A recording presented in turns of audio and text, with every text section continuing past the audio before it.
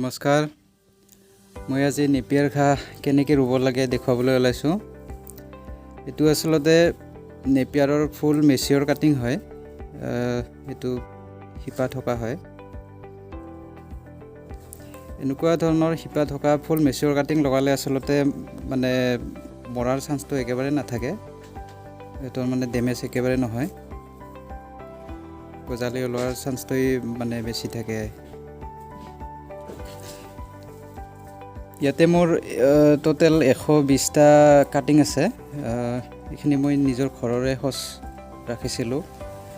বাকী এনেকুৱা ধৰণৰ আৰু আছে মোৰ সঁচ। আহকচোন চাওঁ এতিয়া নেপিয়াৰ ঘাঁহ কেনেকৈনো ৰুই এইটো আপোনালোকক দেখুৱাওঁ। এতিয়া মই দেখুৱাবলৈ ওলাইছোঁ ঘাঁহবিলাক কেনেকৈ ৰুৱে। এনেকুৱা ধৰণে আপোনালোকে গাঁতবিলাক খান্দি ল'ব। গাঁতবিলাক ইমান দ কৰিব নালাগে বাৰু। এটা গাঁতৰ পৰা আন এটা গাঁতলৈকে 2 ফুট বাই 2 ফুট ডিষ্টেঞ্চ ৰাখিব। তেতিয়াহে তাৰমানে ঘাঁহবিলাকে ভাল ধৰণে গ্ৰ'থ হোৱাত সিহঁতে সুবিধা পায়। 2 ফুট বাই 2 ফুট লগালে হৈ যাব। তাৰপিছত গাঁতটো খান্দি এনেকুৱা ধৰণৰকৈ লগাই দিলে হৈ গ'ল। বিশেষ একো নাই। আপোনালোকৰ যদি ঘৰত শুকান গোবৰ সাৰ থাকে, গোবৰ সাৰ দি দিব। গোবৰ সাৰ দিলে বহুত ভাল হয়, সিহঁতৰ গ্ৰ'থটো বহুত সোনকালে বৃদ্ধি পায়। বাকী এনেকুৱা ধৰণে ৰুই দিলেই হ'ল, বিশেষ তেনেকুৱা একো নাই। কেৱল আপোনালোকে এনেকুৱা ধৰণৰ মেচিয়ৰ কাটিংহে লগাব। মেচিয়ৰ কাটিং এনেকুৱা ধৰণৰ শিপা থকা পুৰত হোৱা মেচিয়ৰ কাটিং লগালে আচলতে মৰ্টেলিটি হোৱাৰ চান্স একেবাৰে নাথাকে। আৰু লগতে সিহঁতৰ মানে গ্ৰ'থটো বহুত সোনকালে বৃদ্ধি পায়। এইবিলাক দেখিছে, এইবিলাক আচলতে যিবিলাক পোখা আহিছে বাৰু, এইবিলাক এনেকুৱা ধৰণৰে আগুৱাই যাই থাকিব। গতিকে সিহঁতৰ শিপা আছে, লগতে এইবিলাক পুৰত হোৱা মেচিয়ৰ কাটিং হয়। গতিকে এনেকুৱা ধৰণৰ কোনো অসুবিধা নাই ইহঁতৰ আচলতে। আপোনালোকে যদি লগায় সদায় মেচিয়ৰ কাটিং লগাব, তেতিয়া মৰ্টেলিটি নহয়। ঠিক আছে, মই আৰু এটা আপোনালোকক ৰুই দেখাই আছোঁ। 2 ফুট বাই 2 ফুট আঁতৰে ৰুব। গাঁতবিলাক ইমান দ কৰিব নালাগে, এনেকুৱাকৈ ৰুব। এইখিনি দি অলপ টাইটকৈ হেঁচি দিব। টাইটকৈ দিয়াৰ কাৰণটো হৈছে কি, মানে অলপ যদি টাইটকৈ দি দিয়ে তেতিয়া তাৰমানে এনেকুৱা ধৰণৰ এইবিলাক গাঁঠি আছে, এই গাঁঠিৰ পৰা তাৰমানে নতুনকৈ পোখা দিয়াৰ এটা মানে পোখা দি দিয়ে আৰু এনেকুৱা ধৰণৰকৈ ৰুলে হ'ল বাৰু। খালি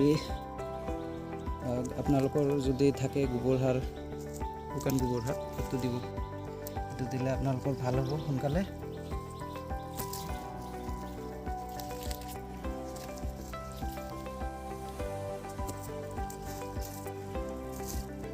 দুই ফুট বাই 2 ফুট আঁতৰে ৰুব।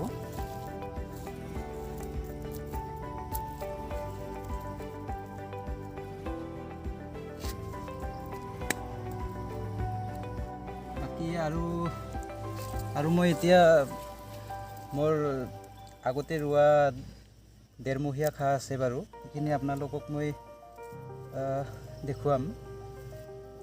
1.5 মাহ বয়সত কিমানখিনি গ্ৰ'থ লয় আপোনালোকে দেখা পাব।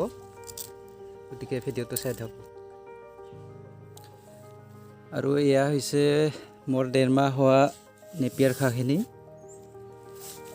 এইখিনি এনেকুৱা হৈছে। এইখিনিৰ বয়স আজি 1.5 মাহ চলি আছে। 1.5 মাহ বয়সত মানে এনেকুৱা ধৰণৰ এটা জোপা হ'ব। মানে এটা ষ্টিক যেতিয়া ৰোৱা হয় তেতিয়াৰ পৰা 1.5 মাহত এইখিনি হ'ব। আৰু সম্পূৰ্ণ কাটিং কৰি গৰুক খুৱাব পৰা অৱস্থালৈকে আচলতে 3 মাহ সময় লাগে। যেতিয়া প্ৰথম ষ্টিকবিলাক ৰোৱা হয় তেতিয়াৰে পৰা 3 মাহ সময় লাগে গৰুক খোৱাৰ কাৰণে। এইখিনি হৈছে মোৰ 1.5 মাহ বয়সৰ ঘাঁহ। নেপিয়াৰ ঘাঁহে হয় এইটো। এইখিনিৰ বয়স আজি 1.5 মাহ হৈছে।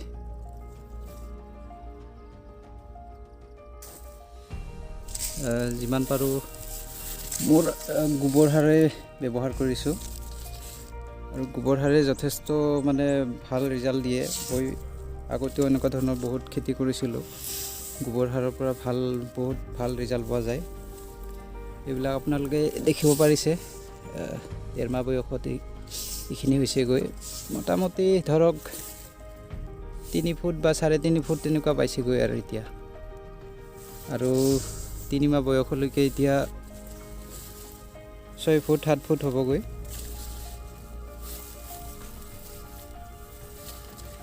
এইখিনি এনেকুৱা হৈছে।